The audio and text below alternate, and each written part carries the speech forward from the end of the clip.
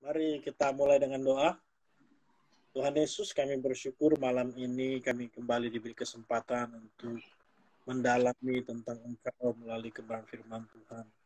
Biarlah Engkau berkenan memberkati menyertai seluruh rangkaian sesi malam hari ini, dan tidak ada tujuan motivasi lain selain kami ingin memuliakan Kamu dan mengaplikasikan seluruh kebenaran yang kami terima malam hari ini. Terima kasih Tuhan Yesus, berkati setiap rekan-rekan kami, saudara-saudara kami yang bersama-sama kami melalui online ini, biar lewat kehadiran hamba-Mu dan juga Robson, kami semua Tuhan Yesus menjadi berkat, saling memberkati satu dengan yang lain. Indah ucapan syukur kami, dalam nama Tuhan Yesus kami berdoa, haleluya, amin. Amin. Oke, brother. Ya, silakan Bang. Kita mau mulai, brother. Kita mau mulai dari kristologi dulu. Boleh. Untuk memanaskan suasana. Banyak sekali pertanyaan. Memanaskan suasana, sekaligus juga menyambung diskusi kita yang sudah kita bahas juga sedikit banyak di pertemuan sebelumnya Bang ya, mengenai kristologi. Tetapi karena memang banyak sekali hal yang perlu dipersoalkan atau dijawab terkait dengan kristologi, maka kita sambung dulu kelanjutannya. Iya. Jadi di dalam kekristenan maupun di luar kekristenan banyak yang meragukan ketuhanan Yesus, ya. Kita ada aliran, beberapa aliran seperti Unitarianisme itu dalam kekristenan sendiri. Lalu kita mengenal juga saudara-saudara kita Saksi Yehova. Kita mengenal aliran lain yang memang mereka Kristen namun tidak mempercayai ketuhanan Yesus. Di luar dari kekristenan sendiri ada juga kepercayaan lain yang memang tidak mengakui bahwa Yesus adalah Tuhan, hanya mengakui Yesus sebagai nabi dan utusan. Nah, banyak juga di luar kekristenan yang punya kasus seperti ini gitu ya. Mereka mempertanyakan. Nah, buat kita yang sudah percaya, memang kita tidak terlalu sulit untuk mempercayai Yesus adalah Tuhan, tapi kesulitan kita ini adalah menjelaskan dari mana sebenarnya kita mau menjelaskan bahwa Yesus ini adalah Tuhan. Nah, kira-kira malam ini kita mengawali dengan ini dulu, brother. Kira-kira kita mau mana menjelaskan Yesus adalah Tuhan. Ada 2 poin yang saya mau tegaskan terkait dengan case ini. Yang pertama, mengapa kita percaya kepada Yesus? Yang kedua, dan ini bertalian erat, untuk apa kita mempercayai Yesus? Poin yang pertama adalah suatu keanehan atau sebuah keanehan kalau kita menyebut diri kita Kristen, menamakan diri kita Kristen, tetapi kita tidak meyakini atau menyimpulkan Yesus sebagai Tuhan, atau tidak mengakui bahwa Yesus itu adalah Tuhan.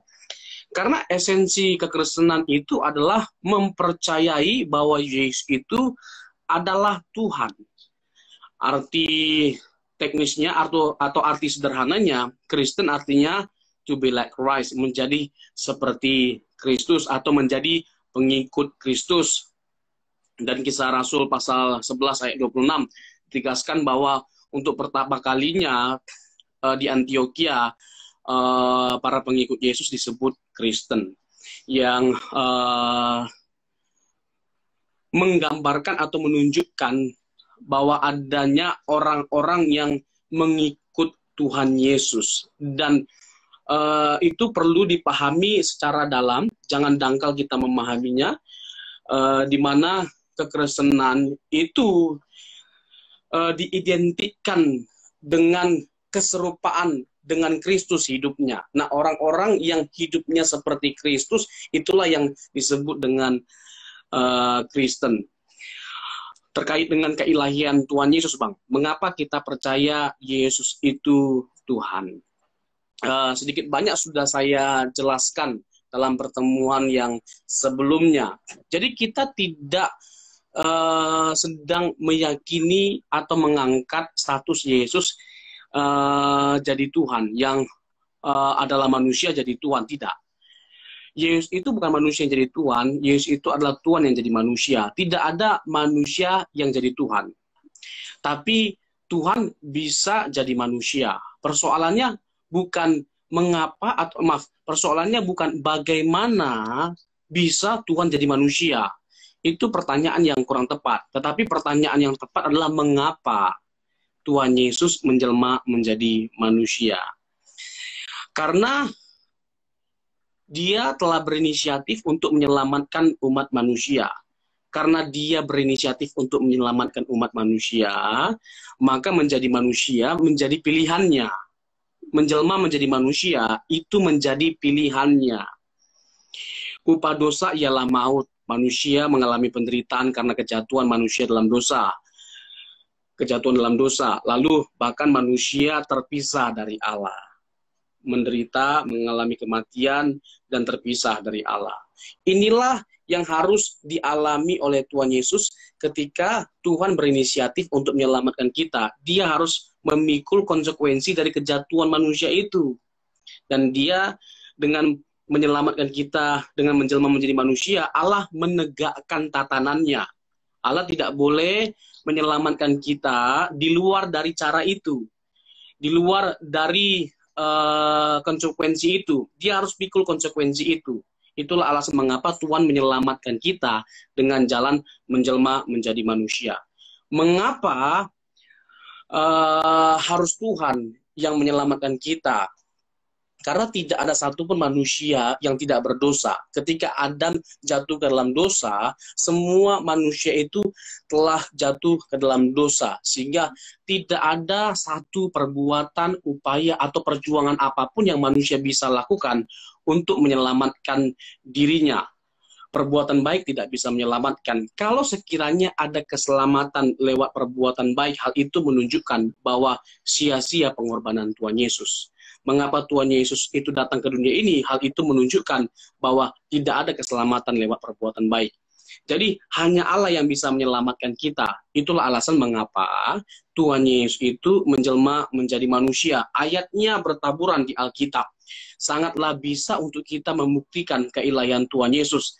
Dan sangatlah ceroboh untuk seseorang menganggap bahwa tidak ada indikasi di dalam Alkitab yang menunjukkan bahwa Yesus itu adalah Tuhan. Begitu, Ya. Bang. Bisa brother mungkin sampaikan kembali 1-2 ayat yang membuktikan keilahian Yesus. Karena tadi kita akan masuk ke pembahasan mengenai penebusan dosa.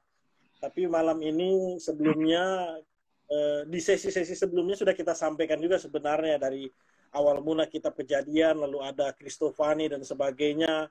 Tapi malam hari ini mungkin untuk lebih meyakinkan lagi, kira-kira ayat mana yang paling kuat untuk menyatakan bahwa Yesus adalah Tuhan? Ya, kemarin saya singgung beberapa ayat ya. Sebagai contoh, Yohanes 1 ayat 1 saya kira sebagai salah satu ayat terkuat yang bisa kita pergunakan untuk membuktikan keilahian Tuhan Yesus. Pada mulanya adalah firman. Firman itu bersama-sama dengan Allah, dan firman itu adalah Allah. Pertama, kita harus membedakan firman dengan Allah. Karena firman itu bersama-sama dengan Allah. Artinya, firman itu adalah pribadi yang berbeda dengan Allah atau dengan Bapa yang dimaksud dalam ayat ini. Firman bersama-sama dengan Allah. Dan bukan hanya sekedar bersama-sama dengan Allah. Bisa saja yang bersama dengan Allah bukan Allah. Pertama, dari kata bersama-sama dengan Allah, hal itu menunjukkan pra-eksistensi Tuhan Yesus, bahwa sebelum segala sesuatunya dijadikan, sudah ada firman terlebih dahulu. Dan bukan hanya sekedar hal itu menunjukkan bahwa dia ada sebelum segala sesuatu dijadikan, tetapi firman yang sudah ada sebelum segala sesuatu dijadikan itu adalah Allah itu sendiri. Pada mulanya adalah firman, firman itu bersama-sama dengan Allah, dan ditegaskan apa? Firman itu adalah Allah. Di ayat yang ke-14-nya, Yohanes 1 ayat 14, ditegaskan bahwa firman yang bersama-sama dengan Allah itu, bahwa firman yang adalah Allah itu telah menjelma menjadi manusia, menjadi daging. Dan dalam kemanusiaannya lah, ia menyelamatkan umat manusia. Itu jelas sekali. Nanti mungkin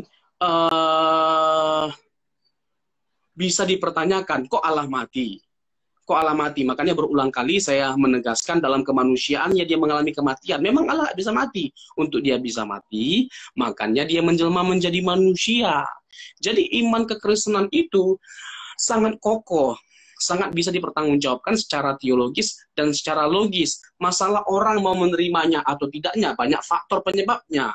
Bisa karena dia sudah punya premis, sudah terpenjara dengan berbagai macam asumsi, sudah punya keyakinan sendiri, dan menganggap bahwa apa yang dia yakini itu yang paling benar. Jadi persoalannya bukan lagi karena kita bisa menjawab atau mempertanggungjawabkan iman kita, atau menjawab apa yang dia persoalkan. Tetapi persoalannya karena memang dia tidak meyakini bahwa Yesus itu Tuhan. Jadi Yohanes 1 ayat 1, Roma 9 ayat 5, 1 Yohanes 5 ayat 20, dan masih banyak sekali saya rasa, Bang. Kisah Rasul 4 ayat 12. Iya, Bang. Ya. Jadi kembali ke awal tadi, Ya. sebenarnya agak janggal ya kalau ada orang yang mengakui dirinya Kristen, tapi yang pertama dia tidak mengakui Yesus adalah Tuhan. Lalu yang kedua, dia hidupnya tidak serupa dengan Kristus. Begitu ya? Ya, itu ya. Itu dia. Sorry, tadi saya nggak persoalkan atau saya nggak perkarakan poin yang kedua, Bang. Untuk apa kita percaya Yesus? Jadi tujuan kita atau hal yang terpenting itu bukan hanya sekedar kita mengakui status Yesus sebagai Allah. Itu betul. Dan kalau hanya sekedar berhenti hanya di pengakuan bahwa Yesus itu Allah, di situ masalahnya. Tidak boleh hanya berhenti pada pengakuan status Yesus yang benar. Tetapi bagaimana kita menggumuli tujuan dari sejatinya kita mempercayai Yesus yang adalah Tuhan. Ya kan? 1 Yohanes 2 ayat 6. Barang siapa yang mengaku mengenal Allah, mengenal dia, ia wajib hidup sama seperti Yesus. Jadi kita percaya status dia sebagai Allah, sebagai juru selamat, tetapi kita juga mau mengikuti jejak hidupnya. 1 Petrus 1 ayat 16 dan 17.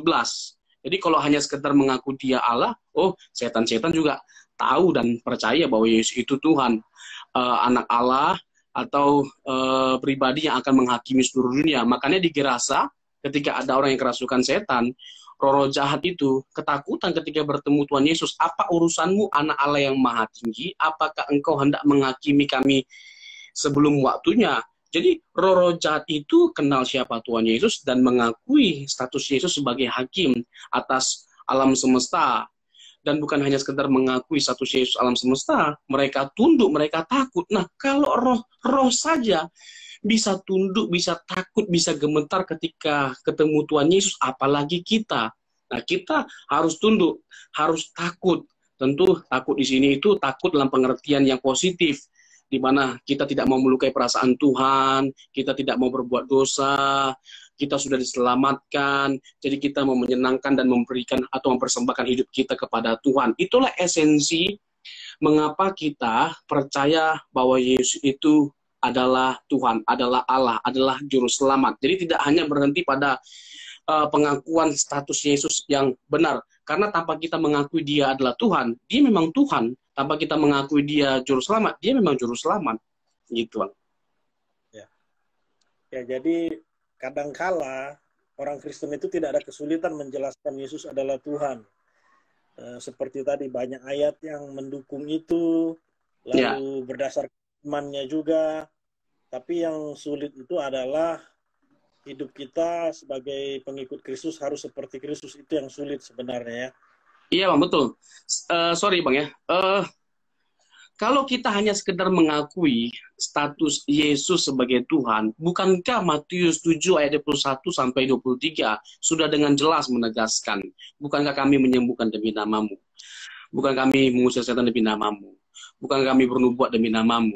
Tapi tidak otomatis hanya karena mereka menyebut nama Tuhan, percaya kepada Tuhan, lalu mereka selamat. Kalau mereka tidak hidup sesuai dengan kehendak Tuhan, mereka tidak diselamatkan. Jadi tidak otomatis hanya karena kita Kristen, hanya karena kita pelayan Tuhan, hanya karena kita pendeta, Karena tidak otomatis orang yang Kristen pasti hidup dalam kehendak Tuhan, hidup sesuai dengan apa yang Tuhan inginkan. Tidak otomatis. Makanya Tuhan masih bisa menolak kita. Ya. Gitu, Bang.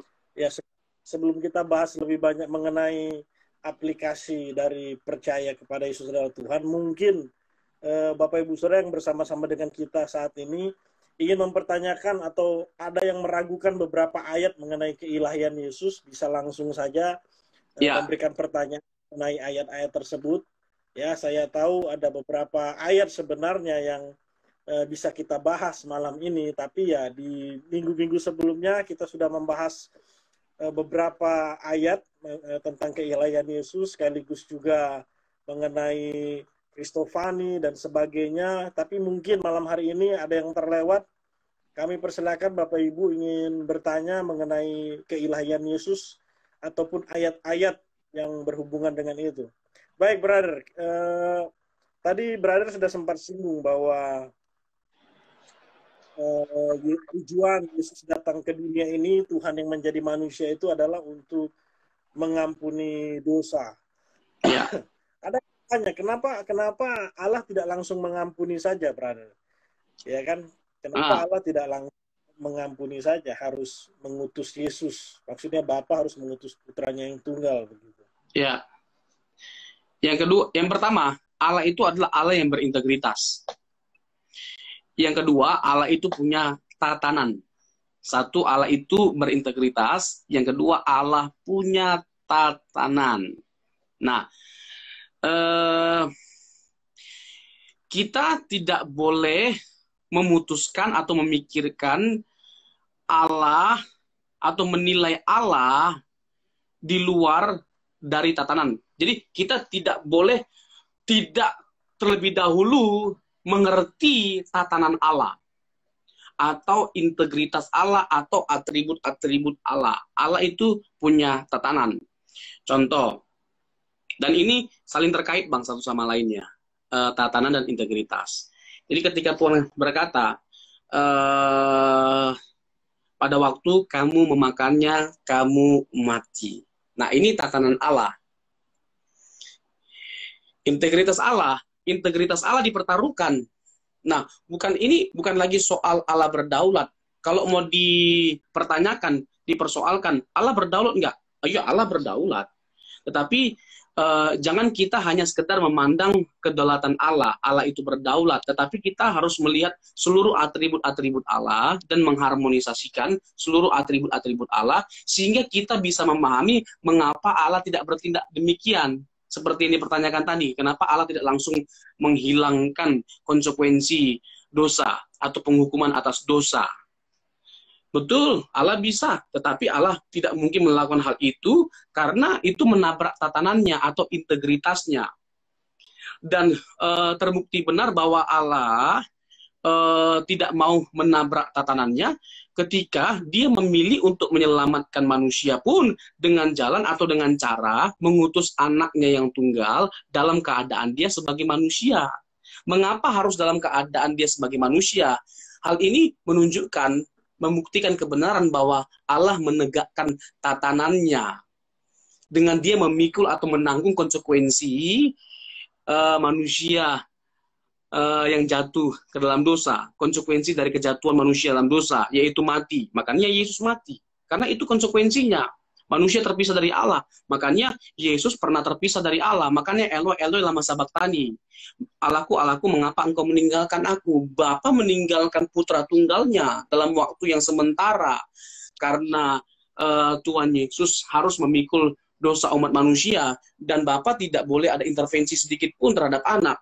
Allah atau Bapa harus membiarkan anaknya memikul sendiri penderitaan itu. Dan sekali lagi, tidak ada nepotisme sedikit pun dari Bapa terhadap penderitaan anaknya. Karena anak lalu diringankan bebannya. Karena anak dilepaskan dia dari pencobaan. Oh enggak.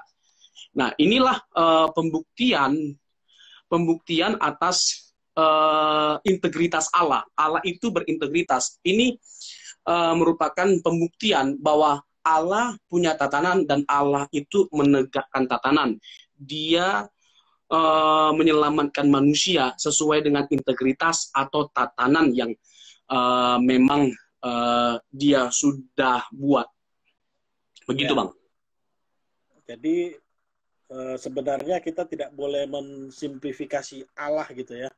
Tidak Jadi boleh, ya. pertanyaan tadi itu seolah-olah ya simple aja kan, Allah kan tinggal selesaikan gitu. Nah, padahal tidak boleh mensimpelkan seperti itu, apalagi kalau kita sudah menggali Alkitab seperti yang tadi Brother jelaskan. Nah, ini ada pertanyaan yang sedikit rumit dan sulit menurut saya, Brother. Oh, ya itu bagus tuh. Waktu Yesus menjadi manusia, dia sepenuhnya manusia. Lalu kealahannya itu di mana, Brother? Apakah keilahiannya itu tidak bersama-sama dengan dia, atau ditinggal di mana begitu keilahiannya? Nah, karena kan kalau pemahaman, ada beberapa ya tadi aliran kekristenan yang mempercayai bahwa ketika dia jadi manusia ya tidak ada unsur kealahannya sedikit pun, gitu, tidak ada atributnya dan sebagainya, dia murni 100% Allah. Nah, apakah kekristenan yang seperti ini tepat, atau kalau memang Yesus 100%, ya saya pakai istilah itu ya, walaupun kurang tepat juga istilah itu, 100% manusia, ya 100% Allahnya itu dijelaskan dengan cara bagaimana seperti itu? Ya, harus hati-hati sekali memang menjawab pertanyaan ini. Dan atau tiarap itu kita di skip gitu ya. Ya, harus hati-hati sekali kita menjawab pertanyaan ini. Dan kita harus mengakui, kita harus menyadari bahwa memang tidak semua hal yang terkait dengan kristologi bisa dijawab. Itu yang pertama. Kenapa demikian? Seperti yang saya sudah utarakan dan tegaskan berulang-ulang kali mengenai prinsip bahwa Allah itu sempurna, Allah itu tidak terbatas. Maka wajar kalau kita tidak bisa memahami Dia dengan sempurna. Kalau Allah yang sempurna bisa dikenal secara sempurna oleh pribadi yang terbatas, maka hal itu menunjukkan bahwa Allah itu sendiri ternyata tidak sempurna atau terbatas. Jadi masuk akal sekali kalau kita menegaskan bahwa kita tidak bisa memahami atau mengenal Allah itu secara sempurna. Karena Allah itu maha besar. Bagaimana mungkin Allah yang begitu besar, maha besar, melebihi dari alam semesta ini, kita bisa kenal secara sempurna. Jangankan Allah. Alam semesta yang begitu luas ini saja kita tidak bisa pahami atau ketahui secara sempurna. Apalagi Allah. Allah itu melebihi dari alam semesta. Tetapi kita bisa mengenal Allah sejauh mana Allah menyatakan pengenalan dirinya kepada kita secara khusus melalui Tuhan Yesus. Nah, pertanyaan abang ini tidak boleh dipisahkan dari Filipi 2, Bang, ayat 7, mengosongkan diri. Tapi sekali lagi saya mau tegaskan, hati-hati. Ya kan, kita harus benar-benar hati-hati dalam menjawab pertanyaan ini. Apanya yang dikosongkan? Mengosongkan diri. Ya kan, Tuhan Yesus mengosongkan diri. Apakah dia menjadi tidak Allah lagi ketika dia menjelma menjadi manusia? Sementara kita mengakui hanya Allah yang bisa menyelamatkan kita. Ketika dia menanggalkan kealahannya, berarti dia berhenti menjadi Allah. Dan kalau dia berhenti menjadi Allah, apakah masih sah dia disebut sebagai juru selamat, sementara hanya Allah yang bisa menyelamatkan kita? Maka konsekuensi berpikir logisnya, kita tidak boleh menyimpulkan bahwa dia berhenti menjadi Allah ketika dia menyelamatkan kita. Tetapi bagaimana seharusnya kita memahami kealahannya ketika dia menyelamatkan kita, atau ketika dia menjelma menjadi manusia?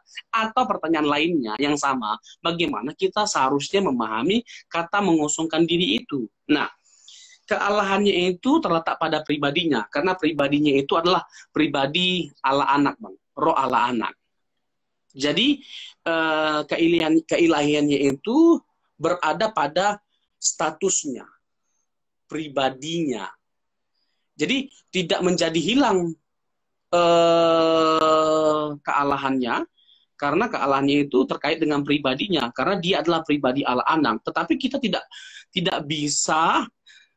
bisa menafikan kebenaran bahwa dia telah menanggalkan seluruh atribut-atributnya, kekuasaan dan kemuliaannya. Makanya ketika dia bangkit dari kematian, kepadaku diberikan kuasa.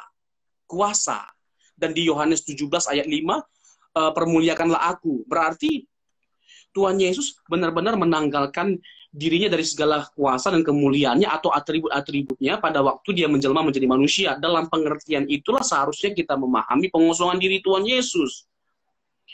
Oke, itu dulu, brother. Itu menarik tadi, partnya menarik di bagian itu. Kalau begitu, dari mana kuasa Yesus berasal ketika dia melakukan mujizat, ketika dia menyembuhkan orang dan sebagainya? Kan kalau brother sampaikan barusan ini seolah-olah ya dia mengosongkan kuasa yang ada dalam dirinya, dia mengosongkan keilahiannya dalam konteks kuasanya. Nah, bukankah selama dia berada di bumi dia melakukan mujizat, menyembuhkan orang dan sebagainya? Lah ini kuasa sopo kata orang Jawa, brother. Nih, makin tajam nih dan makin berat ini pertanyaannya.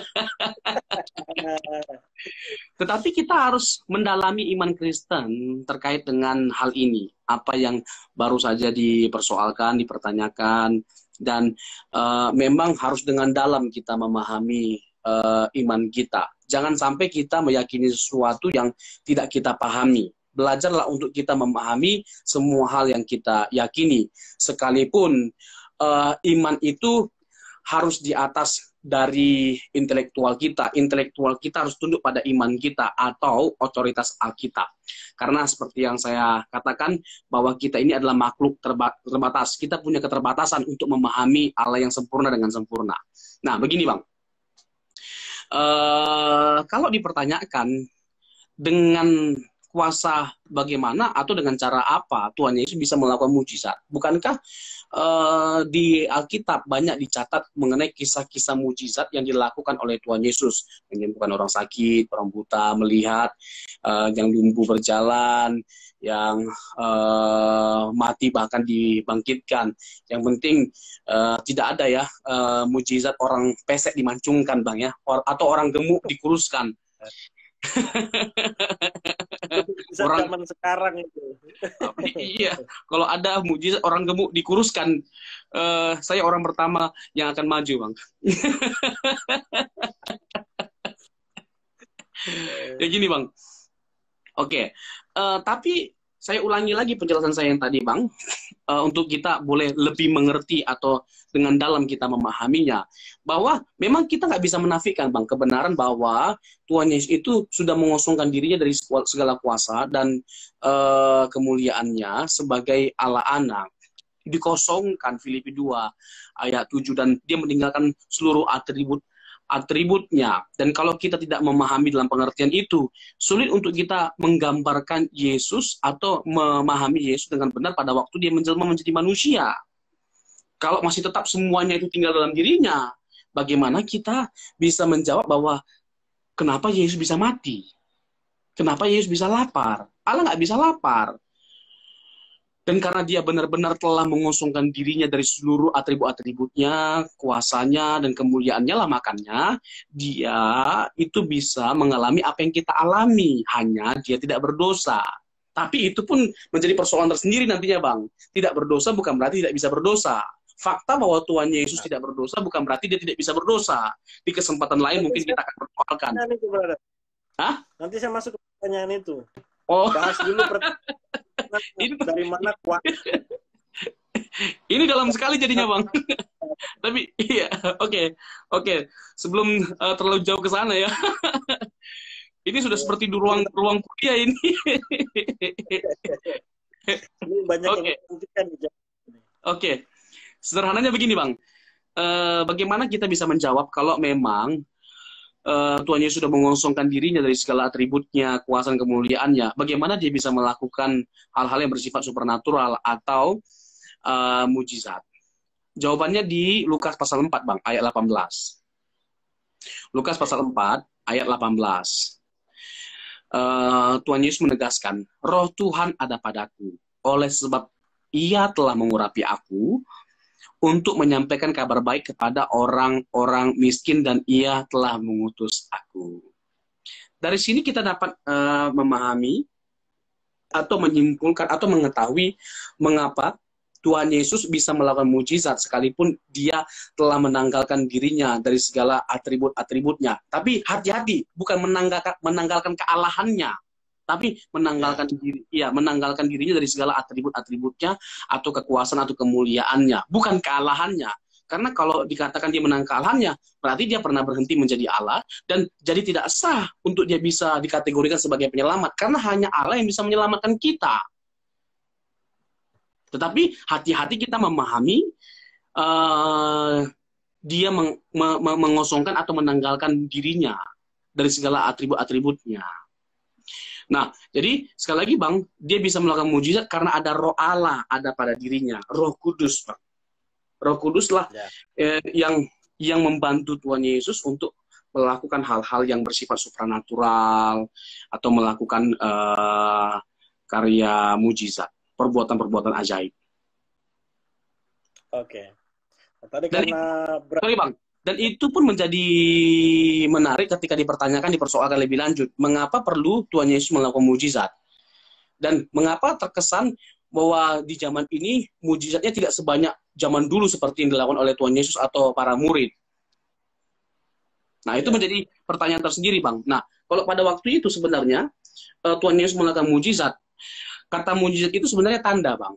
Semeion, tanda. Jadi, Tuhan Yesus itu memberikan tanda yang menjadi petunjuk bahwa dia adalah Mesias yang dijanjikan, yang digambarkan dalam Perjanjian Lama. Karena salah satu kriteria dari Mesias yang dinubuatkan dalam Perjanjian Lama adalah akan melakukan hal-hal yang bersifat ajaib, hal-hal yang bersifat supranatural atau mujizat. Makanya pada waktu Yohanes Pembaptis mulai meragukan Yesus sebagai Mesias ketika dia sedang dipenjara, dia mengutus murid-muridnya untuk mempertanyakan Tuhan Yesus, benarkah engkau Mesias? Apa kata Tuhan Yesus? Orang buta melihat, orang lumpuh berjalan, kasih tahu sama dia. Lalu akhirnya terteguhkan Yohanes Pembaptis. Nah, pertanyaannya, mengapa dia langsung terteguhkan? Karena Yohanes tahu salah satu kriteria dari Mesias itu adalah bisa melakukan hal-hal yang bersifat supranatural. Padahal aneh benar rasanya kalau sampai Yohanes Pembaptis itu bisa meragukan kemesiasan Tuhan Yesus. Bukankah dia sebelumnya sudah membaptis Tuhan Yesus dan dia menegaskan bahwa membuka tali kasutnya pun aku tidak layak. Dia sudah bertemu dan bahkan membaptis Tuhan Yesus, tapi masih kembali meragukan kemesiasan Tuhan Yesus. Tetapi akhirnya terteguhkan ketika Tuhan Yesus menjawab, orang buta melihat, orang lumpuh berjalan, bahkan orang mati dibangkitkan. Nah, jadi ada pertanyaan Pak Leo nih, brother. Saya kurang mengerti maksud pertanyaannya. Mungkin brother bisa menjawab atau mengartikan pertanyaannya apa nih maksudnya ya? Iya, Bang. Keadilan Allah dipandang dengan Yesus menjadi manusia, dan waktu Yesus dibaptis berkata, inilah anakku yang kasih kepadanya aku berkenan. Oke, mungkin lebih kemana nih ya? Iya, saya kurang paham ini maksud pertanyaannya. Iya, oke, brother, mungkin bisa diperjelas pertanyaannya ya, Leo. Ya, gimana Bang? Ada yang penting lagi nih, brother. Kalau untuk menjelaskan ketuhanan Yesus kan banyak bertaburan ayatnya, atau kita bisa menjelaskan berdasarkan pemahaman yang kita ketahui. Tapi untuk menjelaskan Allah Roh Kudus, atau Roh Kudus itu adalah Allah, nah ini kira-kira ayat-ayat mana atau dengan cara apa? Karena kita tahu hasil dari Konsili Nicea tahun 325, setelah itu terjadi perpecahan dan ada beberapa aliran yang akhirnya tidak mengakui bahwa Roh Kudus itu sama dengan Allah. Gitu. Nah, untuk hal ini, jadi kristologi kita skip sebentar nih, ini supaya waktunya cukup nih, karena banyak pembahasan nih, brother. Atau gini Bang, kayaknya ini akan ada seri keempat. Gitu ya. Membahas begitu ya. Tadinya saya berpikir begini, Bang. Tadinya saya berpikir begini. Ini mungkin agak intermezzo ya, keluar dari topiknya ya, out of the topic ya. Kita membahas pertanyaan-pertanyaan sulit yang ada di dalam setiap kitab. Tidak sedikit orang-orang Kristen mempersoalkan beberapa pertanyaan ketika melihat Alkitab seperti kitab Kejadian, berapa umur bumi, terus siapa yang dimaksud dengan manusia raksasa, terus kepada siapa Kain menikah, kepada siapa Kain takut ketika dia diasingkan ke sebuah tempat, nanti aku dibunuh dong. Bukankah hal itu menunjukkan ternyata jangan-jangan Adam bukan manusia pertama, karena kok bisa Kain takut kepada sesuatu atau seseorang yang mana belum ada manusia di luar Adam dan Hawa dan keturunannya, yaitu Kain dan Habel sudah dibunuh. Lalu dia takut sama siapa? Hal ini memberi ruang atau membuka ruang adanya jangan-jangan manusia lain atau makhluk lain atau pribadi lain yang diciptakan oleh Allah terlebih dahulu di luar Adam. Nah, itu menarik sekali, Bang. Tetapi kayaknya waktunya memang terbatas, Bang. Sudah kurang lebih 15 menit lagi. Kalau memang, karena nggak mungkin dalam waktu singkat kita bahas tentang Tritunggal. Karena justru ini yang paling penting dan dalam tanda petik yang paling penting dan paling krusial dan paling sulit dari iman Kristen untuk dijelaskan. Itu tentang Tritunggal. Nah, tadi Abang mempersoalkan masalah Roh Kudus, Bang. Bagaimana membuktikan keilahian? Kalau nggak cukup waktunya, ya Bang. Maksud saya kita masih membahas tentang Kristologi. Ya. Nanti kita bahas Roh Kudus dan Tritunggal. Lalu di next-nya lagi kita bisa bahas pertanyaan-pertanyaan brother tadi soal kitab Kejadian, Kain, manusia raksasa dan sebagainya itu. Ya. Tapi dengan judul yang berbeda, mungkinnya bukan The God of the Bible mungkin kalau yang sesi yang tadi itu. Iya, why do we believe in Trinity? Ya, apakah waktu 10 menit ini cukup menjelaskan tentang Roh Kudus? Karena pasti banyak pertanyaan nih, brother. Atau kita masih tetap di Kristologi saja ya? Boleh Bang. Boleh. Nah, kalau gitu kita bahas yang tadi aja, brother. Brother sudah singgung, Yesus itu tidak berdosa. Dia manusia tapi tidak berdosa, kecualinya itu kan ya. Nah, tapi bukan berarti dia tidak bisa berdosa. Wah, ini statement yang agak berbahaya sebenarnya, tapi harus dipertanggungjawabkan, brother. Kenapa brother tadi sempat menyinggung soal itu? Bukan berarti dia tidak bisa berbuat dosa, berarti dia bisa berbuat dosa dong. Artinya dia punya keinginan dong untuk berbuat dosa. Nah, seperti apa penjelasan mengenai itu maksud statement tadi?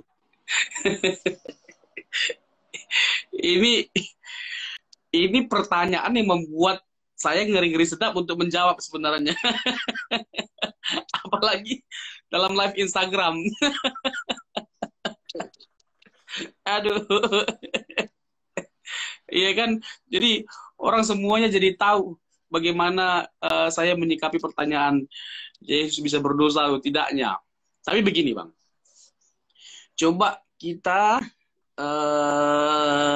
membuka pikiran kita atau open-minded sebentar. Jangan langsung bangun blok. Sehingga apapun yang saya jelaskan itu menjadi tidak ada artinya. Atau sebagus apapun argumentasi yang saya paparkan, atau sebagus apapun saya menjelaskannya, itu nanti menjadi sia-sia dan menjadi tidak ada artinya.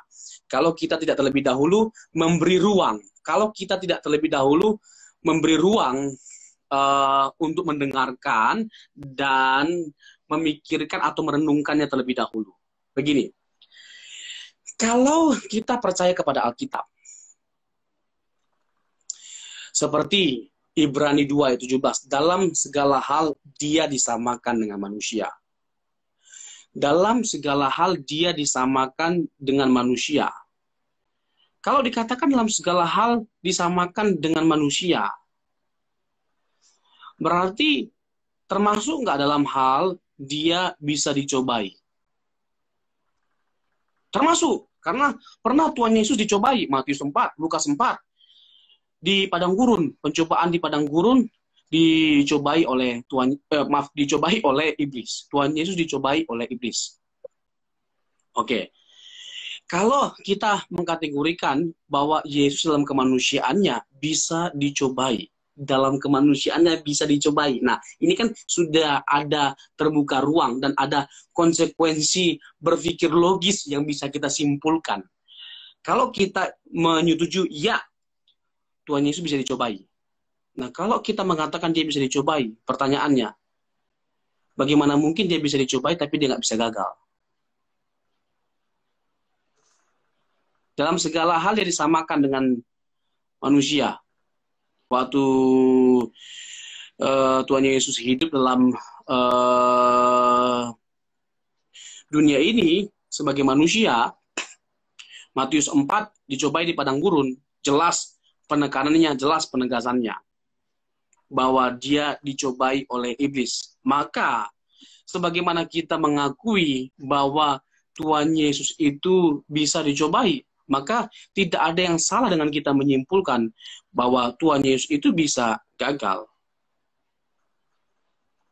Oke. Gitu, Bang. Ya, ya. Tetapi, Ya, itu argumen. tapi Bang, ini lagi-lagi Bang ya, sebenarnya tidak bisa saya jawab sesederhana ini atau sesingkat ini, Bang. Karena ini membutuhkan waktu yang panjang untuk menjawabnya dengan argumentasi yang jauh lebih detail atau jauh lebih tajam atau jauh lebih dalam. Itu baru satu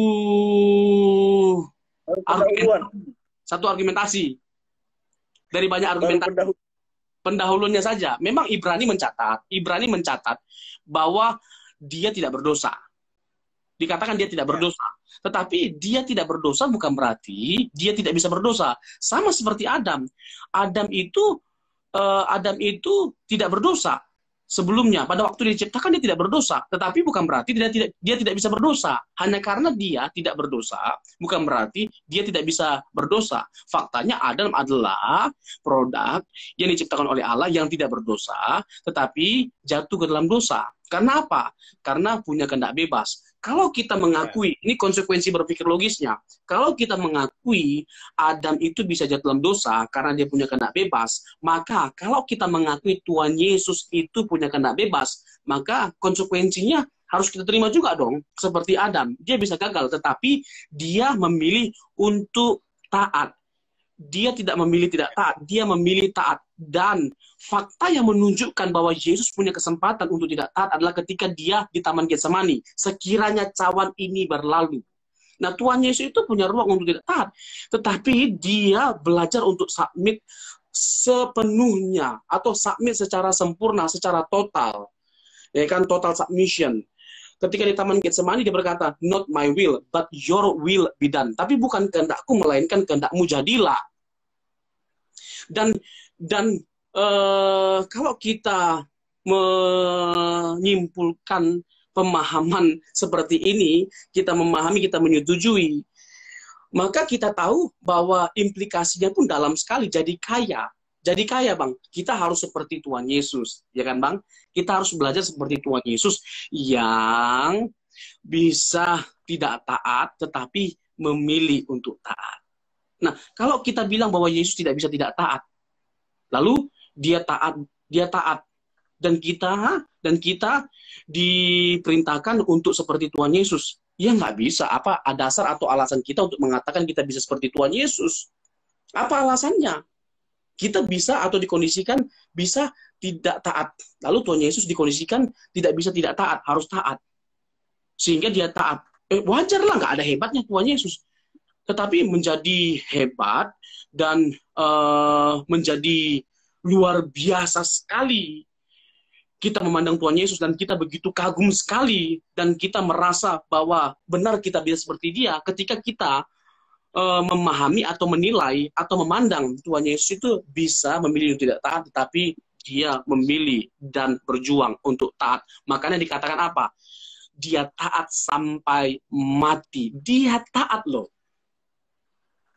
Ya.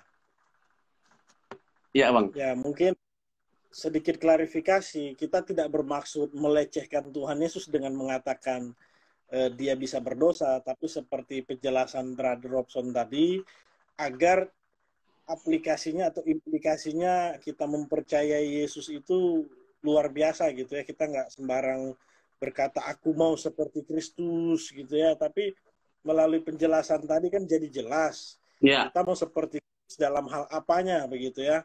Nah, brother, saya pikir ini penjelasan sudah cukup sangat baik, brother ya.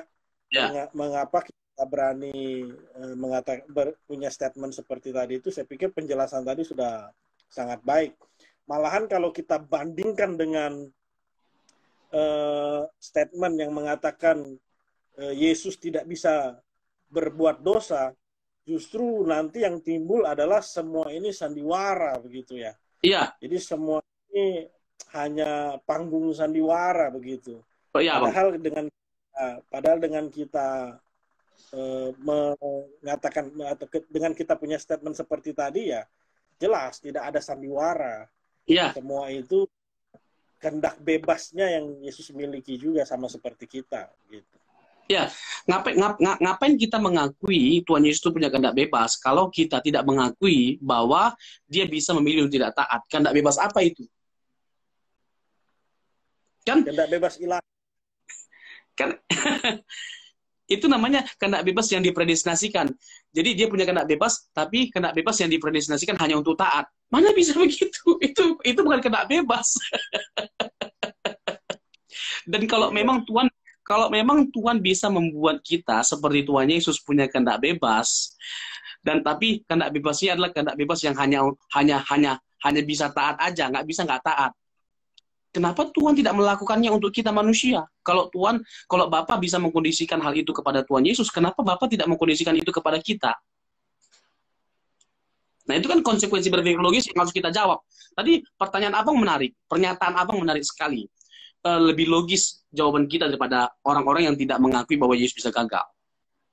Nah, maka ada beberapa hal yang harus diterima oleh mereka atau disimpulkan oleh mereka kalau mereka tidak menyetujui apa yang kita tegaskan ini, Bang. Yang pertama, kalau tidak diakui atau tidak disetujui atau tidak diyakini bahwa Allah anak yaitu Tuhan Yesus ketika menjelma menjadi manusia itu bisa gagal, maka mau kita artikan apa? Mau kita pahami dalam pengertian apa? Dia disamakan dengan manusia dalam segala hal. Yang kedua, mau kita artikan apa? Dia dicobai di padang gurun. Yang ketiga, bagaimana kita mau memahami mengapa Tuhan Yesus bisa mati? Ya. Iya, Bang. Ya. Ada satu peristiwa juga, brother. Ya. Kita pernah diskusi soal ini. Menurut dari diskusi kita itu bisa disimpulkan juga dari peristiwa ini sebenarnya disinilah kita melihat bahwa Yesus itu punya kehendaknya sendiri waktu di Taman Getsemani. Ya. Ketika berkata kalau boleh, ya kan, kalau boleh ini lalu daripadaku. Nah ini kan sebenarnya yang jelas sekali ya, brother ya. Mau dikatakan apa lagi jiwa di settingan atau drama kan tidak mungkin gitu ya. Iya, tadi kan orang nggak punya pilihan tadi. Orang nggak punya pilihan, orang nggak punya pilihan lain selain menyimpulkan bahwa ini semua panggung sandiwara, ini semua settingan Tuhan. Sudah disetting dia untuk menang. Dan nggak ada hebatnya Tuhan kalau dia menjadi menang karena disetting untuk menang. Maka nggak ada hebatnya Tuhan. Lalu bagaimana kita mau menjawab Ibrani 5 ayat 7 dan 8? Dia menaikkan doa dengan ratap tangis kepada Bapa yang mampu menyelamatkan dia dari maut. Kalau memang tidak mungkin Tuhan tidak bangkit, tidak mungkin Tuhan tidak menang, mengapa sampai Tuhan dengan ratap tangis menaikkan permohonan dan doa? Mengapa sampai dia meratap? Mengapa sampai begitu luar biasa ratapan Tuhan? Mengapa sampai dia meminta cawan itu berlalu? Itu kan, that's the biggest question that we have to ask. Itu menjadi pertanyaan terbesar yang harus kita pertanyakan, kita persoalkan. Mengapa sampai Tuhan Yesus meminta cawan itu berlalu? Kan aneh kan? Aneh. Kita tahu, dia tahu bahwa dia tidak mungkin gagal. Dia tidak mungkin tidak taat. Tapi dia minta cawan itu berlalu. Ya itu aneh sekali. Apa ini? Kalau penonton nonton drama atau film macam apa ini? Sudah disetting tapi kok gitu. Jadi konsekuensi berpikir logisnya begini, Bang. Ini abang cari gara-gara ini. Konsekuensi berpikir logisnya begini, Bang. Kalau kita tidak memahami bahwa Tuhan Yesus itu bisa gagal, maka kita harus menganggap bahwa Tuhan Yesus dengan segala karya yang dilakukan selama di bumi hanyalah settingan. Dan untuk apa kita berjuang menjadi seperti Kristus? Iya. Jadi kita yakin bahwa kita yakin bahwa kita bisa taat dan kita bisa berjuang untuk menyenangkan hati Allah, taat secara sempurna. Karena apa? Karena Tuhan Yesus itu bisa menyenangkan Allah, bisa taat secara sempurna karena dia berjuang, bukan karena disetting. Tuhan Yesus yang menjadi alasan mengapa kita harus berjuang untuk menyenangkan Allah, harus taat secara sempurna seperti Tuhan Yesus. Tuhan Yesus itulah alasan bagi kita, mengapa kita yakin bahwa kita bisa. Kan jadi dalam. Apakah dalam hal ini ada bantuan dari Roh Kudus juga, brother? Oh, pasti. Pasti ya. Ya, pasti nggak mungkin nggak. Roh Kudus yang menuntun, menyertai Tuhan Yesus. Pasti, Bang. Tapi tetap Yesuslah yang mengambil keputusan secara pribadi ya. Iya, sama seperti kita, Bang. Kita kan percaya bahwa bahwa ketika kita percaya Yesus, Roh Kudus ada dalam diri kita. Tetapi Tuhan, ini boleh Bang. Tapi sedikit Bang ya. Tapi Tuhan tidak mengambil alih hidup kita secara utuhnya. Lalu kita kehilangan kontrol. Enggak. Kita tetap punya hak untuk mengontrol diri kita. Mau bagaimana kita, itu bergantung pilihan kita. Tetapi ada Roh Kudus yang memampukan kita, menyertai kita, dan memberikan kekuatan kepada kita ketika kita mau memilih untuk menjadi seperti Tuhan Yesus. Ada Roh Kudus. Roh Kudus yang menuntun kita kepada seluruh kebenaran. Yohanes 14 ayat 25, 26. Apa dasar kita untuk bisa menghidupi seluruh kebenaran kalau Roh Kudus tidak tinggal dalam diri kita? Tidak mungkin.